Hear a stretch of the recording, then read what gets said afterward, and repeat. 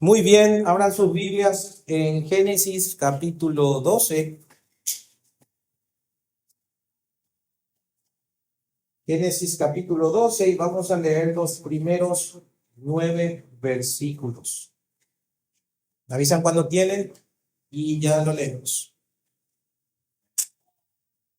Dice así la palabra del Señor. Pero Jehová había dicho a Abraham: vete de tu tierra y de tu parentela y de la casa de tu padre, de la tierra que te mostraré.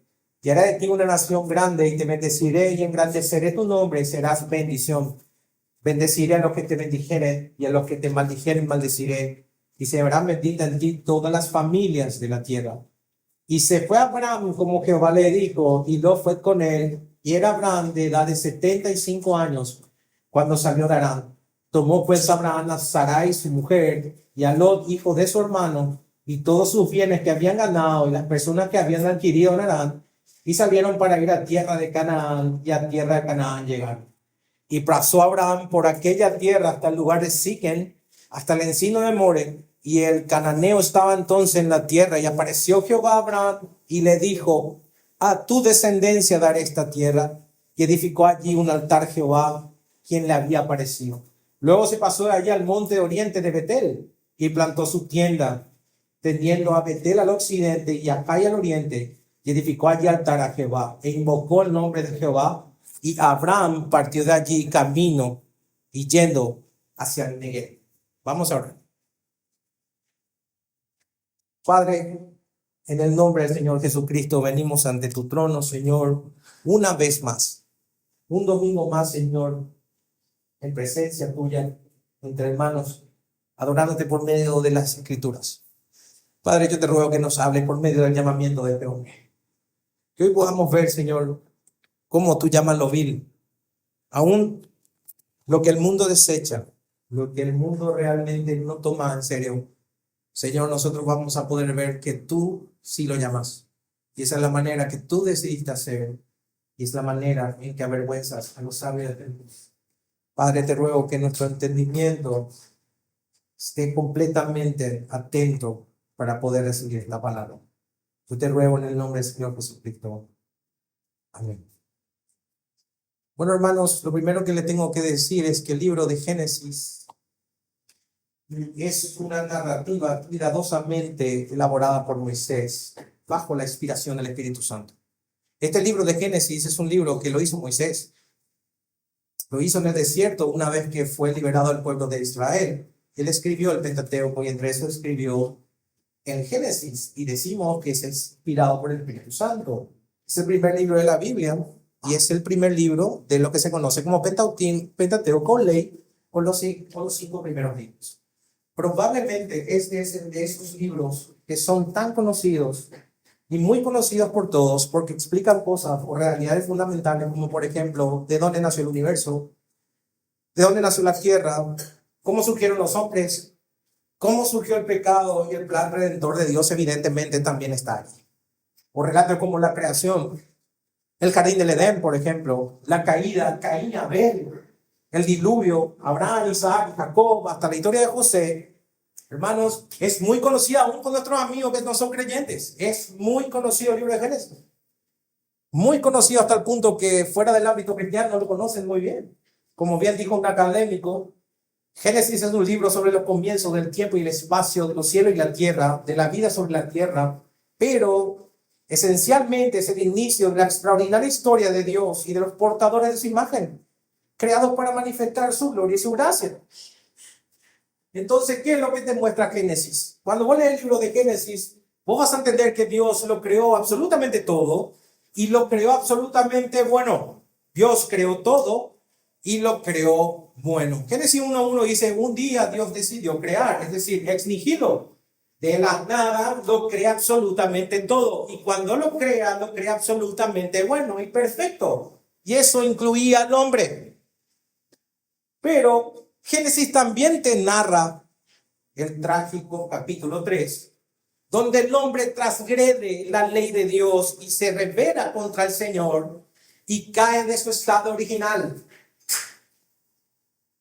La consecuencia también la vemos, porque cuando el hombre cae en pecado, lo que vemos es que entra la muerte, y este es el punto, tanto física como espiritual. Y por eso todos nosotros somos de naturaleza pecaminosa. ¿Se recuerdan lo que vimos en el Salmo 51? En pecado fue concebido. Bueno, Génesis te explica que el problema es que desde el momento que el hombre ha caído, el hombre, su naturaleza ha migrado de perfecta a pecaminosa.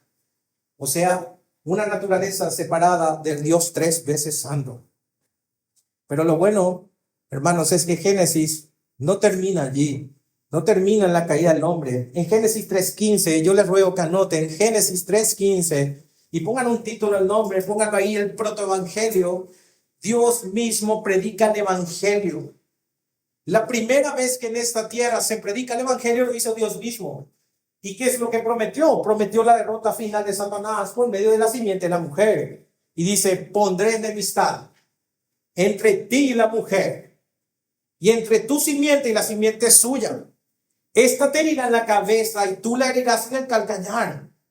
Hermanos, es importante que se sitúen. El Señor llamó a cuenta al hombre, el Señor llamó a cuenta a Eva, el Señor llamó a cuenta a la serpiente, y antes de ejercer juicio, lo primero que hace es predicar el evangelio.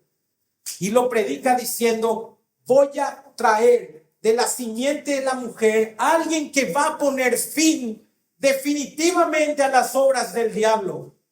Pero ciertamente, antes será herido en el calcañar o en el tobillo, pero este le herirá la cabeza y le dará fin definitivamente a las obras del diablo.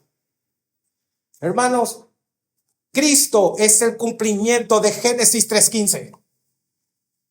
Cristo es la promesa cumplida. Por eso, hermanos, van a darse cuenta que Génesis le dedica muchísimo tiempo a Abraham y a la historia de su familia. Porque de Abraham vendría el Mesías. Otra vez, Génesis 3:15 es el protoevangelio. Es el evangelio predicado por primera vez en la humanidad. Es Dios mismo dando las buenas nuevas. Pero el libro de Génesis habla muchísimo de la familia de Abraham, porque de la simiente de Abraham vendría el Mesías futuro. Y eso se da cumplimiento en Cristo Jesús.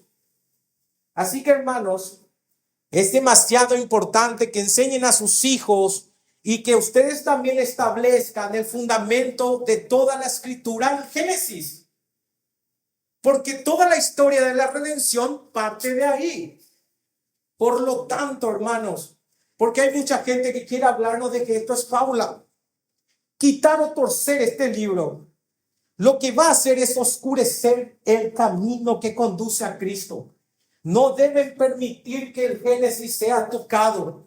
No deben permitir que la evolución entre ahí. Porque si entras en esas cosas, lo primero que va a pasar es que vas a empezar a oscurecer el camino de salvación. ¿Por qué? Porque desde el principio, hermanos, desde el principio, antes de la fundación del mundo, Dios ya reveló su propósito eterno de redimir a un pueblo para su gloria. Y eso está claro desde el Génesis. Ahora, para nuestro estudio del libro de Génesis, es importante que ustedes tengan en mente estas dos cosas. Deben dividirlo en dos secciones grandes. Del 1 al 11, vamos a llamarlo la historia primitiva, o la historia de la creación, dicen algunos. Del 1 al 11, la historia primitiva, pero del capítulo 12 al 50, vamos a ponerle este título: la historia de los patriarcas. Entonces, Génesis vamos a dividir en dos: la historia primitiva del 1 al 11 y la historia de los patriarcas del 12 al 50. Ahora, lo importante, hermanos, es que entiendan que estas dos secciones no son independientes, sino que están unidas por un punto bisagra. ¿Qué es lo que une del 1 al 11 y 12 al 50? ¿Qué es lo que une esas dos historias? Específicamente lo que vamos a estudiar hoy: el llamamiento de Abraham. El llamamiento de Abraham es la bisagra que une los capítulos 1 al 11, o la parte primitiva, con la historia patriarcal.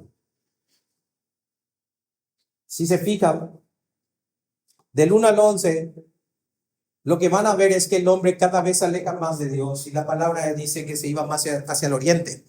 Se iba cada vez más. ¿Y qué es lo que vimos? Vimos la caída de Adán. Vimos la muerte de Abel.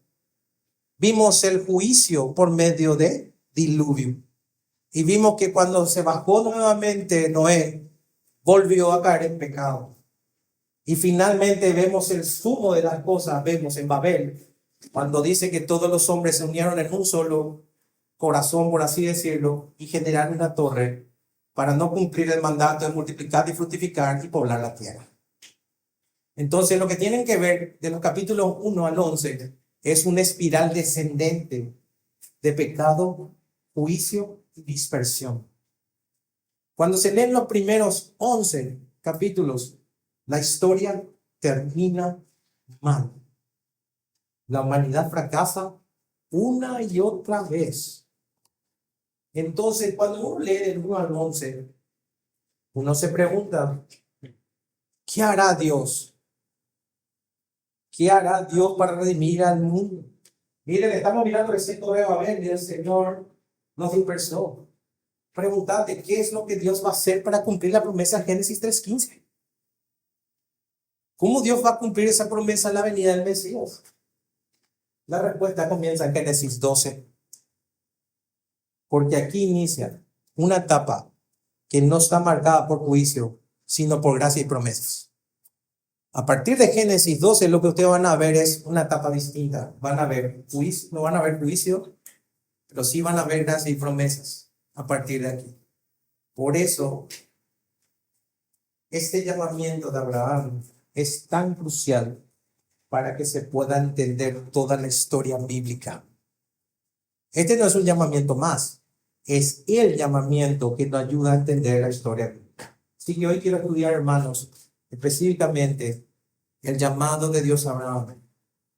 Que el Señor nos ayude, porque yo quiero y pretendo que cada uno de nosotros nos veamos reflejados en cómo Dios llamó a este hombre y cómo el Señor nos llama al día de hoy. Amén. Entonces, dice el versículo 1, pero Jehová había dicho a Abraham, vete de tu casa, de tu tierra y de tu parentela y la casa de tu padre a la tierra que te mostraré. Lo primero que debo decir es que el capítulo 1 inicia con Dios hablando. Dios habla. Y ese hecho para nosotros parece algo muy común, pero en ese momento no era tan común, porque la última vez que Dios había hablado fue en los tiempos de Noé. La última vez que Dios había hablado fue en los tiempos de Noé, a Noé. Y eso fue hace varios siglos atrás. Y aquí inicia Dios hablando. Pero Moisés aquí nos dice que Dios comienza a hablar nuevamente, pero esta vez lo hizo a un tal Abraham. Ahora, quiero que noten el tiempo gramatical del verbo haber. Hay sería si está en tiempo presente, ¿verdad? Había si está en tiempo pasado.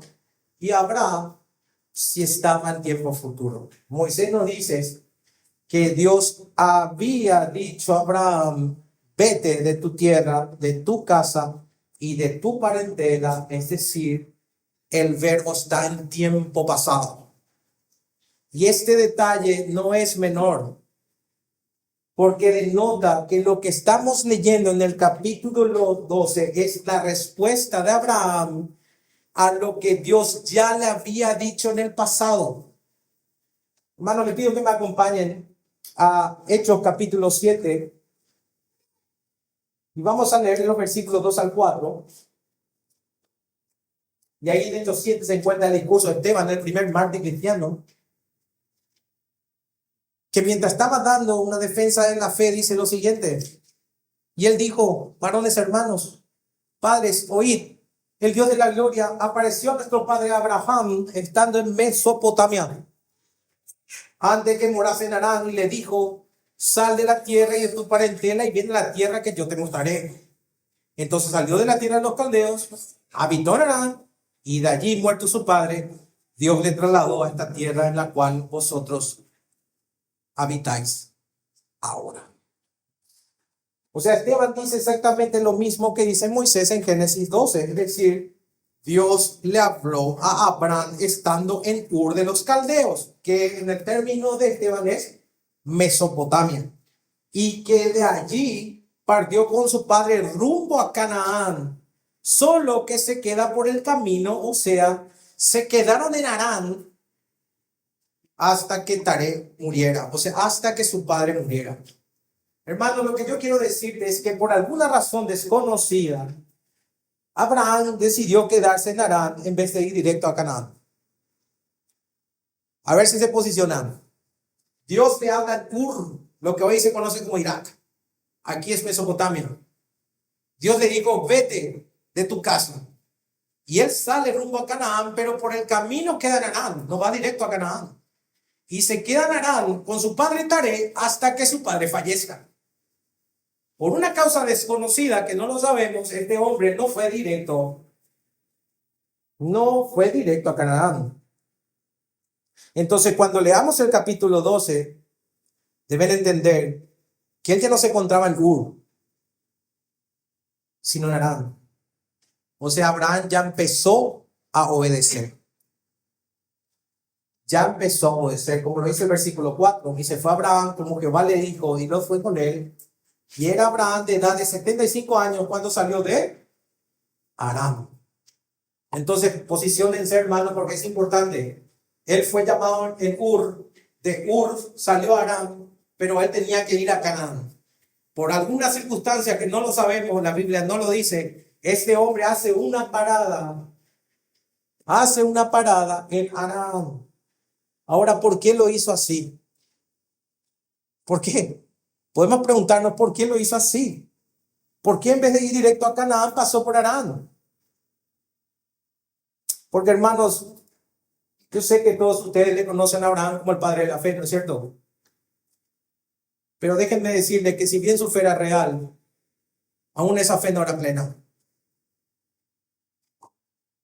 Cuando lean esta parte, cuando es Abraham, no lo miren como si ya fuera un creyente maduro. No hagan eso. Ciertamente él sale de Ur, pero fíjense esto, no se separa completamente de su parentela, como Dios le había dicho. Y se dirige a Canaán, pero se detiene en Harán. El punto, hermanos, es que para nuestro Señor la obediencia debe ser completa. Esa es una obediencia parcial, propio de un inmaduro. Una obediencia parcial. Pero lo que demanda nuestro Señor es obediencia completa. Anoten, en 1 Samuel capítulo 15, versículo 22, es importante que anoten para que mediten en la casa. Se complace Jehová tanto en holocausto y víctimas como en que se obedezca la palabra de Jehová. Ciertamente el obedecer es mejor que los sacrificios. Hermanos, al leer este versículo y a entender lo que estaba haciendo Abraham, debemos decir, sin miedo a equivocarnos, que la obediencia con reservas no cumple plenamente la voluntad revelada de Dios. El seguirle a Dios a medias, el seguirle a Dios con reservas, no cumple la verdad, la voluntad revelada de Dios. Si bien nosotros sabemos que Dios tolera esa obediencia incompleta en sus hijos por gracia, no significa que la apruebe. Pero sí significa, hermano, que te va a formar hasta que tu fe crezca a la madurez.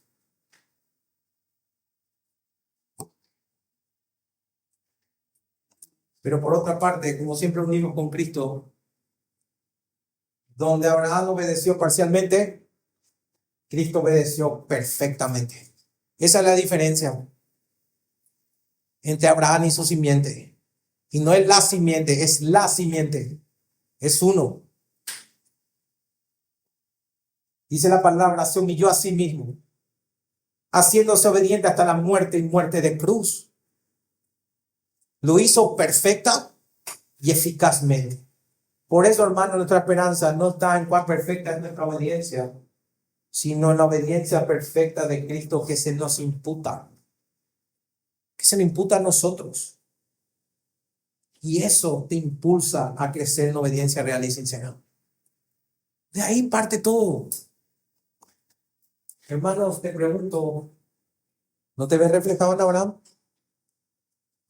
Mire, no es Abraham, es Abraham. Hermano, hermana, te pregunto, ¿no te ves reflejado en Abraham? Creyendo verdaderamente, pero obedeciendo con reservas.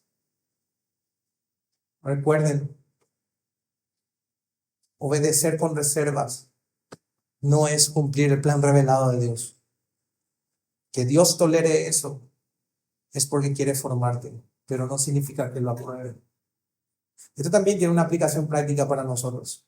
Si nosotros tenemos hermanos inmaduros, los que nos creemos maduros, tenemos que estar atentos y ayudarle a que crezcan en la madurez, porque somos un cuerpo. Y el cuerpo no puede crecer dispar. No hay tal cosa como que el brazo crezca derecho, crezca más fuerte, y el brazo izquierdo no tenga fuerza. Entonces es importante que nos soltemos y sostengamos unos a otros para ir creciendo en sabiduría, conocimiento y en amor al Señor. Porque, hermanos, no hay tal cosa como obediencia parcial.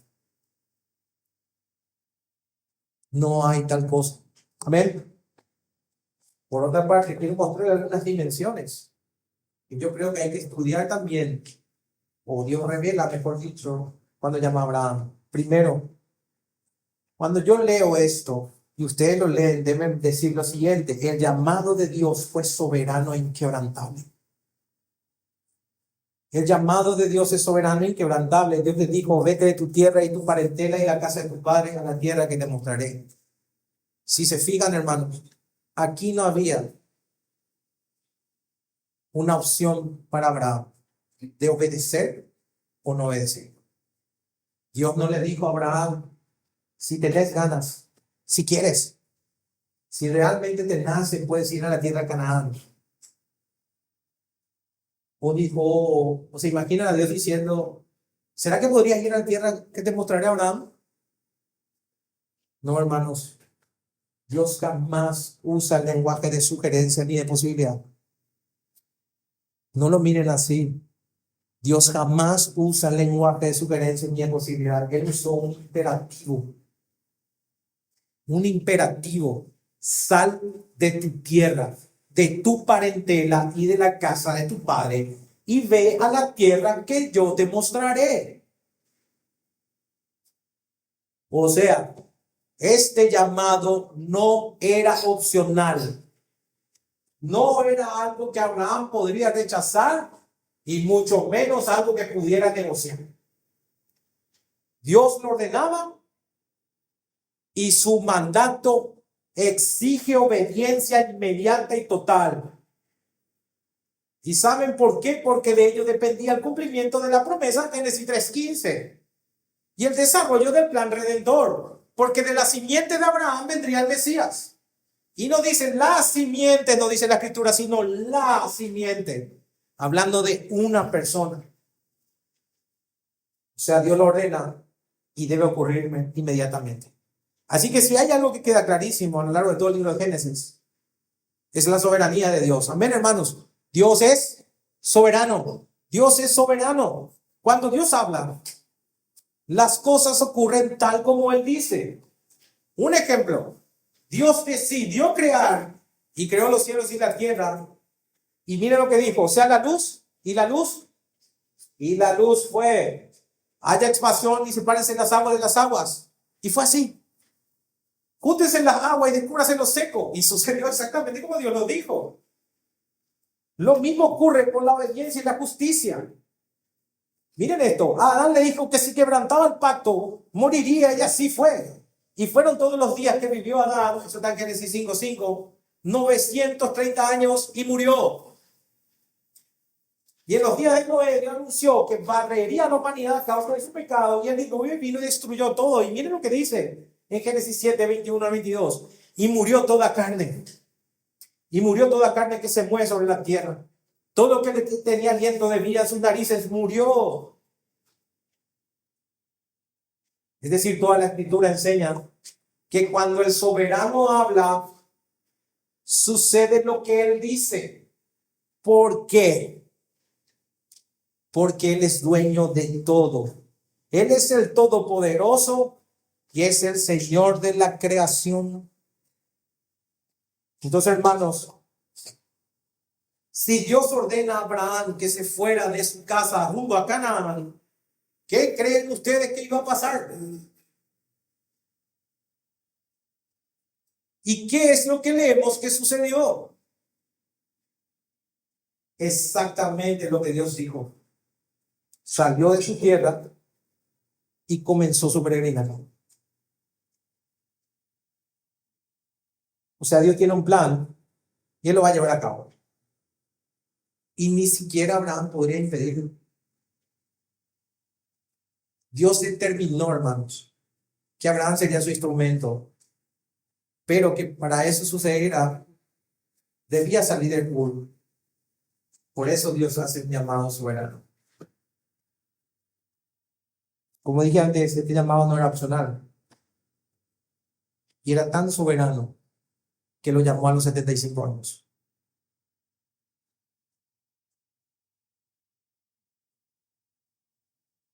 Me pregunto yo, ¿por qué no a los 35? ¿Por qué no a los 50? La respuesta es simple, hermanos, para lo que decimos preguntones, porque Dios así lo quiso. Si dependiera de mi sabiduría, yo llamaría a alguien joven y fuerte y vigoroso, porque ese sería mi mejor plan. Pero Pablo te recuerda algo en 1 Corintios 1:25, lo insensato de Dios es más sabio que los hombres, y lo débil de Dios es más fuerte que los hombres. Nosotros no somos como Dios. Él es infinitamente sabio y solo Él podía llamar a Abraham a los 75 años, hermanos. Y no solo eso, con Sarai estéril y de edad avanzada. Pero si lo hizo es para que su gloria brillara aún más a los ojos de su pueblo. ¿Conocen la historia de Nabucodonosor? Aún Nabucodonosor no entendió así. Todos los habitantes de la tierra son considerados como nada. Y él hace según su voluntad y no hay quien detenga su mano y le diga, ¿qué haces? Eso está en Daniel 4:35. Entonces, hermanos, si el Señor decidió llamar a Abraham a los 75 años, no hay nada ni nadie que detenga su mano y mucho menos alguien que pueda cuestionar su mano. ¿No te parece lógico? Pero es su soberanía.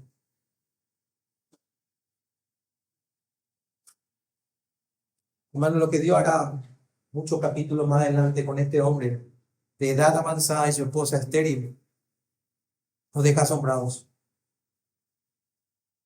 Aquel que leyó la historia de Abraham se asombra y se llena de esperanza, porque lo que te muestra es que para Dios nada es imposible. Y eso debe conducirte a adorar. Por eso te puedo decir con confianza que si Dios pudo traer salvación a través de Abraham y Sara en su vejez, hay algo que Dios no puede hacer en nosotros. Hay algo que el Señor no puede hacer a través de su pueblo. Te pregunto, hermano, ¿hay algo imposible para Dios? No lo hay. Segunda cosa que quiero que vean es que el llamado fue particular. Y quiero que empieces ya a darte cuenta las similitudes con tu llamado. Porque tu llamado fue soberano y también lo fue particular. Porque en el versículo 1 leemos, pero Jehová había dicho a Abraham. Y yo me pregunto ahí, ¿por qué fue escogido Abraham y no otro hombre? ¿Por qué él específicamente? ¿Qué tiene Abraham que no tenga otro hombre? Hermanos, ¿por qué Dios no llamó al Melquisedec, que era un contemporáneo y un sacerdote de Salem? ¿Por qué no lo llamó a él? ¿O por qué no llamó a Job, que también fue contemporáneo de Abraham? ¿Por qué Dios decidió llamar a un pagano como Abraham? A un inconverso. ¿Por qué Dios decidió hacer eso? ¿Por qué no un cristiano de cuna? ¿Por qué un inconverso? ¿Por qué escoger a un hombre pagano para llevar a cabo el propósito teniendo disponible a hombres piadosos? ¿Por qué no Job? ¿Por qué no Melquisedec? ¿Por qué Abraham? La respuesta sigue siendo simple. Porque Dios llama en forma soberana y particular. Pregúntate, ¿por qué vos no? Vos sí y tu vecino no. La respuesta es simple. Porque cuando Dios llama, lo hace en forma soberana y en forma particular. Moisés nos narra que de entre todas las personas de Ur, de entre todas las personas de Ur, de entre todas las personas de Arán, de entre todas las personas del mundo, fue Abraham a quien Dios llamó. Dios no habló a otros hombres en Ur, de los caldeos, solo le habló a Abraham. Porque lo hizo en forma particular. No se lee que Dios haya dicho, necesito a alguien de Ur de los caldeos que vaya a Canaán. Dios no actuó así. Dios no preguntó, ¿quién de ustedes se anima? No, Dios dijo, Abraham, sal, déjalo todo y vete. Jamás van a leer que Dios diga, el primero que me responda al llamado, le voy a hacer una nación grande y bendecir a la familia de la tierra por medio de él. No dice eso. No, hermano, Abraham le dijo, haré de ti una nación grande y en ti será bendita la familia de la tierra. Y le doy una tarea en la casa. Esa singularidad del llamado la pueden ver en el uso continuo del pronombre tú en estos 9 versículos. Por ejemplo, vete de tu tierra, haré de ti, engrandeceré tu nombre, a tu descendencia daré.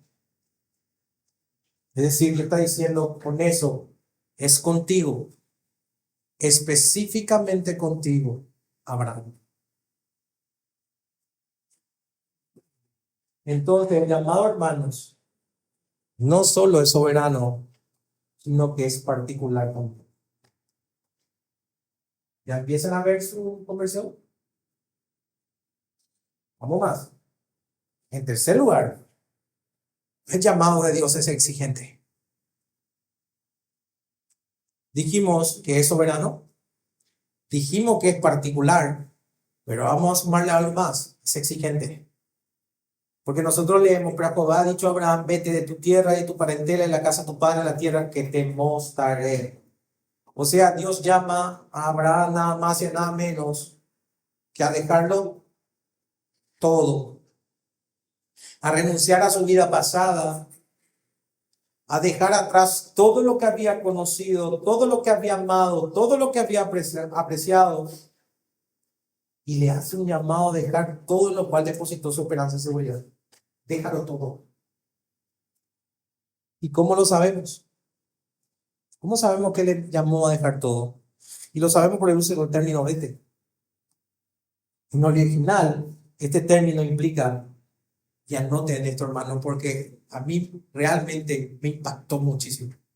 El término implica determinación por desligamiento. Determinante a desligarte. O sea, lo que Dios le estaba diciendo a Abraham es lo siguiente. Abraham, deslíguese con determinación de su tierra. Deslíguese con determinación de su familia y de la casa de su padre y vete a la tierra que te mostraré. Deslígate con determinación. Entonces, ¿qué es lo que debía hacer primeramente? Dejar su tierra, es decir, mudarse a otro país. Los que son de otros países entienden mucho más esto. Porque mudarse de un país a otro implica una confianza enorme en el Señor. Porque uno puede planificar todo, pero uno no sabe lo que va a ir a encontrar. Pero imagínense la situación de este hombre. Ur era una ciudad portuaria, por lo tanto era una tierra muy próspera. Y Dios le dice, deja esa tierra próspera y múdate a otro país. ¿Se imaginan todo lo que pudo haber pasado en la mente de un hombre así? ¿A dónde voy a ir? Hermano, aquí se gana bien.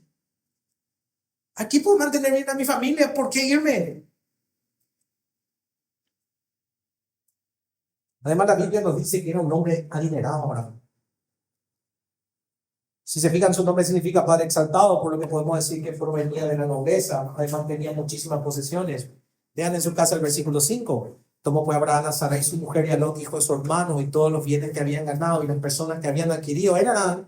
O sea, tenía muchísimas cosas, incluyendo, digamos, o sea, Abraham era un hombre rico.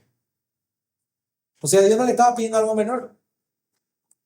Dios le estaba exigiendo que dejara toda esa vida para seguirlo a él y para ir a una tierra desconocida.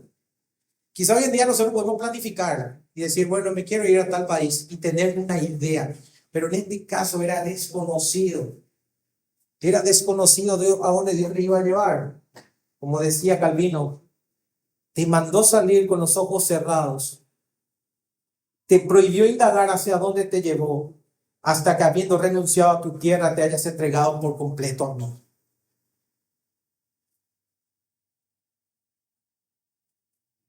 Imagínense, hermano, por un instante que Dios te llama.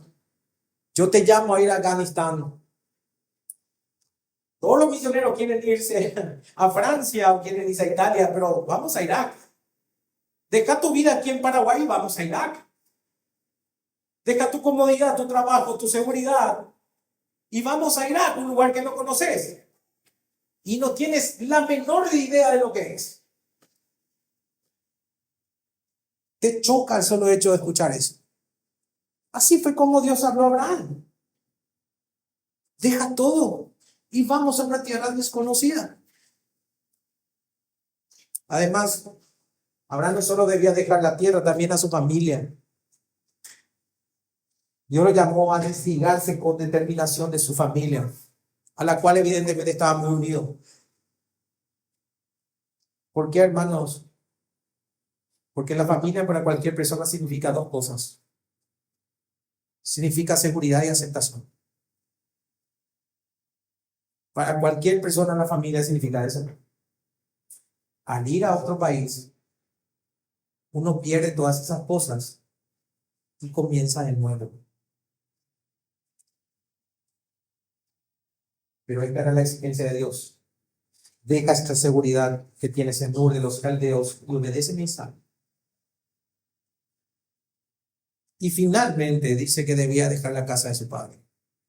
Es decir, Dios le estaba pidiendo que se desvíe con determinación de las costumbres de su padre.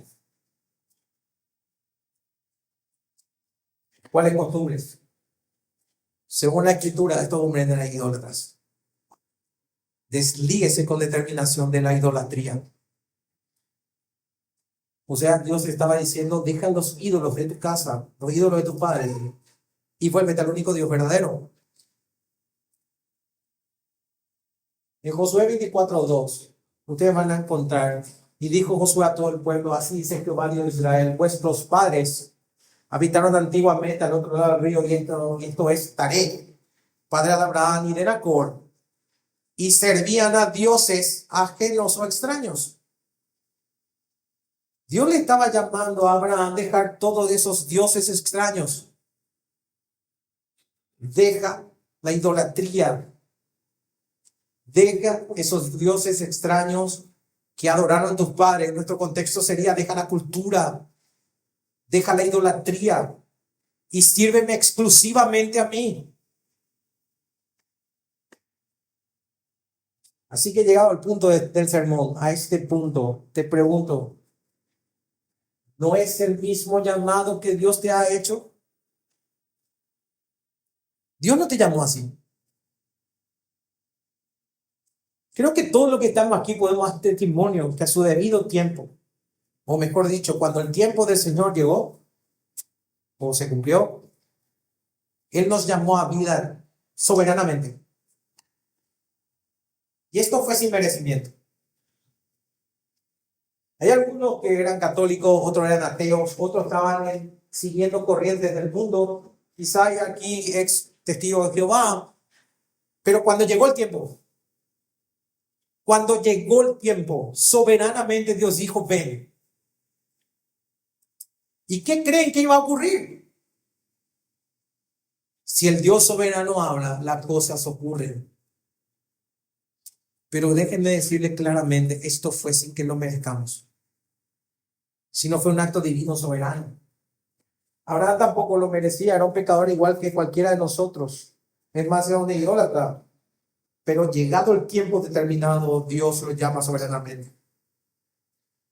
También nosotros éramos idólatras, por cierto. También nosotros servíamos a dioses falsos. Te voy a dar algunos dioses falsos. El dinero, por ejemplo. La avaricia. Los placeres de esta tierra. La concupiscencia. Y por sobre todas las cosas, estábamos muertos en delitos y pecados. Así éramos nosotros. A esas cosas nosotros estamos entregados. Y a esas cosas nosotros le estamos sirviendo. ¿Hasta qué?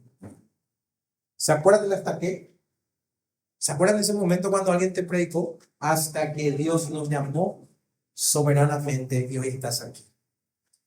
Hasta que Dios te llamó particularmente, por eso estás aquí. ¿Se recuerdan de ese momento? ¿Se recuerdan de ese hombre o mujer que el Señor ha usado para que te predique el mensaje del Evangelio? ¿Se acuerdan? Todo lo que estamos aquí somos producto de la prédica de alguien, de la oración de alguien. Y llegó el momento y Dios dijo, ven. ¿Y qué ocurrió? ¿Qué ocurrió, hermano? Viniste. Además, hermanos, como vimos, Dios llama a Abraham a los 75 años. Puede que aquí haya gente probablemente que Dios le haya llamado a su niñez. O quizás otro como en mi caso a los 22 años. Quizás otro a los 50.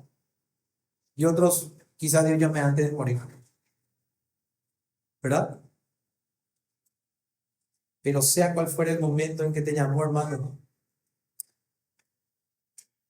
fue el momento indicado y fue lo mejor.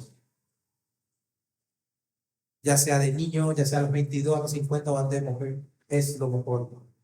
Porque Dios es santo. También debo decirte que Dios te llamó en forma particular.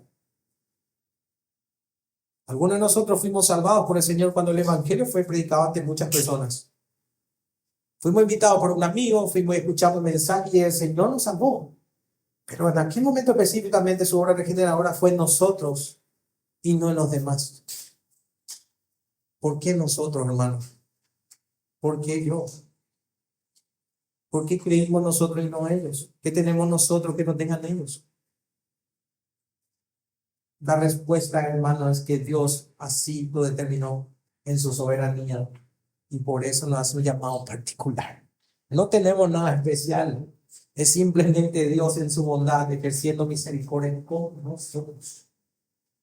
Así que cuando te preguntes qué tenemos, no tenés nada. No sos nada. No sos superior a nadie. Sos igual de condenable que otras personas. Pero Dios decidió llamarte particularmente.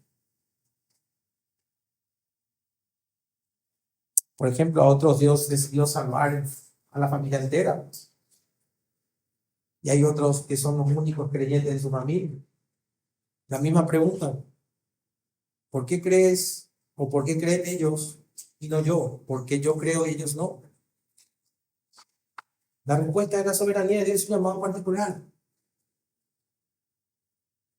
¿Por qué creen un matrimonio y hay otros matrimonios que no creen? ¿Por qué hay hijos que creen y padres que no creen? ¿Por qué hay padres que creen y hijos que no creen? Porque Dios es soberano. Hermanos, nosotros como padres estamos llamados a instruir a nuestros chicos en el camino del Señor. Amén. Pero eso no quiere decir que nosotros tomamos eso como una promesa, sino como debemos tomarla como un precepto. Es decir, oremos al Señor por la salvación de nuestros niños, porque depende de su acto divino y soberano y por el pan de mi infundible vida.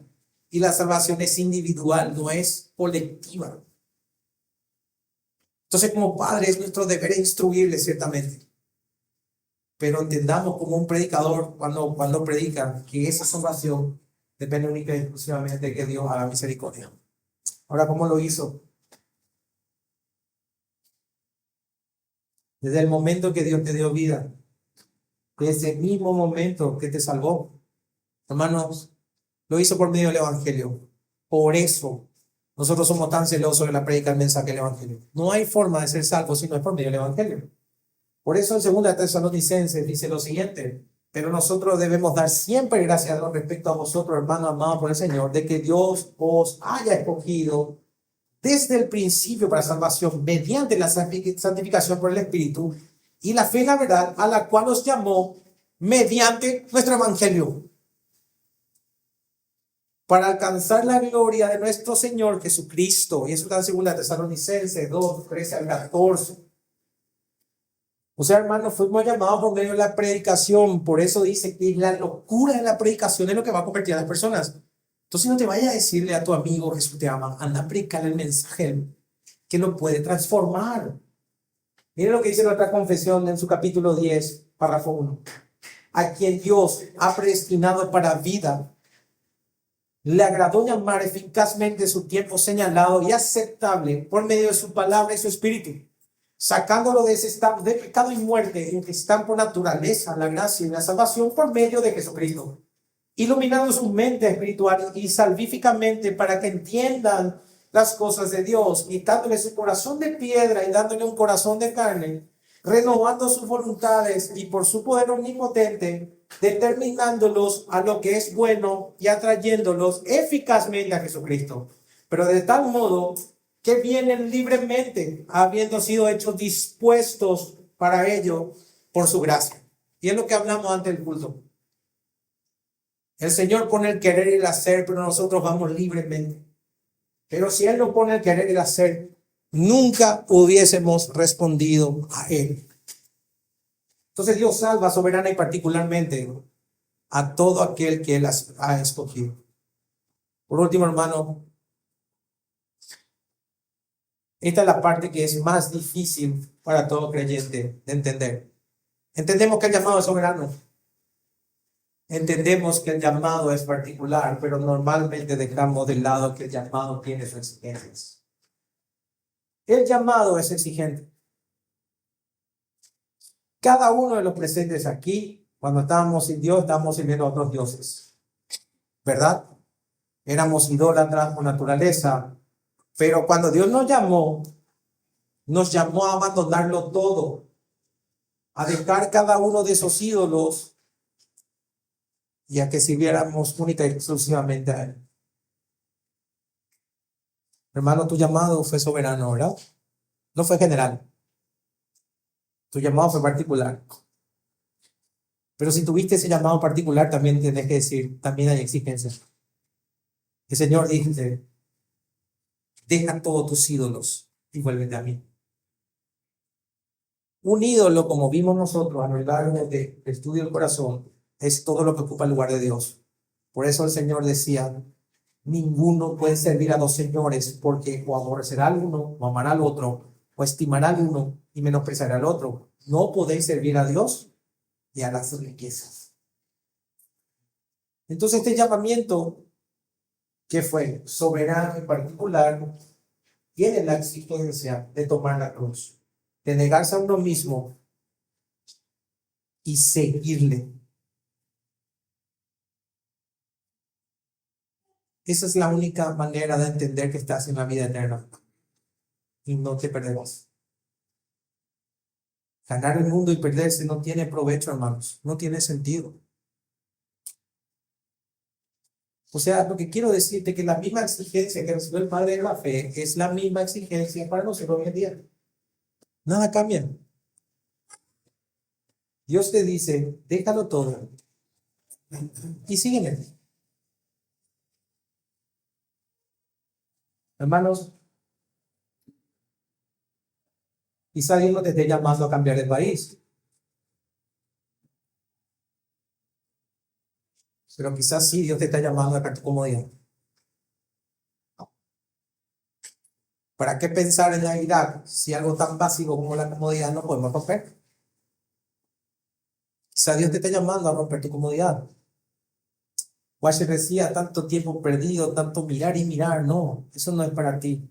Has sido llamado para servirle. Has sido llamado por la eternidad. Así que sale la vida que te está retrocediendo. Estar estático no es cristiano. Rompe tu comodidad. Rompe tu comodidad y predica el mensaje. Si yo te pregunto cómo fue tu salvación o cómo Dios efectuó esa salvación, miren lo que dice Pedro: sabiendo que fuiste rescatado de vuestra mala manera de vivir, la cual recibiste de vuestros padres,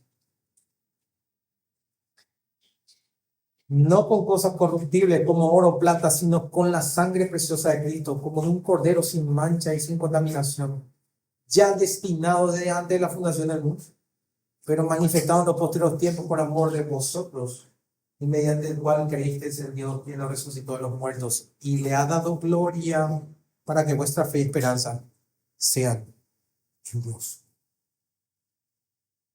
O sea, hermanos, la salvación que tiene por medio del Señor Jesucristo, fácilmente Abraham. Es decir, Dios Padre no lo escatimó, sino más bien lo entregó a muerte y derramó su vida sobre él. Así que te pregunto, ¿lo dejaste todo por el Señor? ¿Dejaste esa mala manera de vivir y te centras exclusivamente a servirle a Dios? ¿Te desligaste con determinación de los ídolos? Hermano, tu vida refleja recursos en la vida que Dios te llamó a renunciar con este sabor.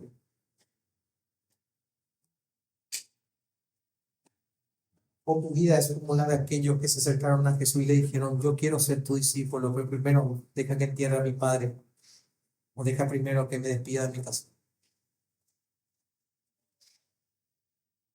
Jesús dijo: ninguno que poniendo su mano en el arado mira hacia atrás es apto para el reino de Dios. Por eso el violento es que arrebata el reino de los cielos.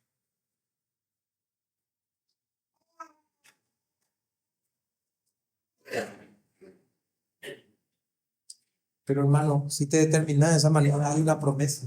De cierto os digo que no hay nadie que haya dejado casa, o padre, o hermano, o mujer, o hijos, por el reino de Dios, que no haya de recibir mucho más en este tiempo y en el siglo venidero en la vida eterna.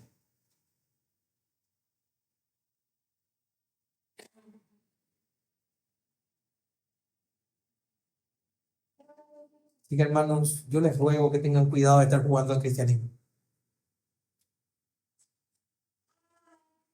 Yo les ruego que abandonen esa seguridad por asistir a una iglesia o por un domingo cada tanto, pero sin embargo no se desvían de sus libros de costumbres, retrasando así el servicio de Dios con todo tu ser, teniendo una vida tibia. No se puede servir a Dios y al mismo tiempo a Dios.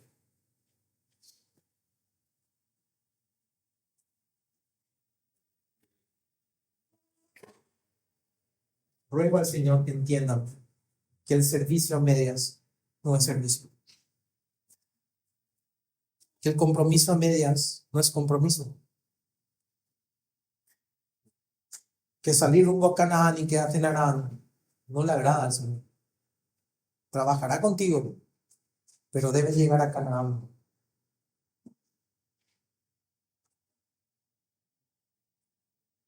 Vamos a ver.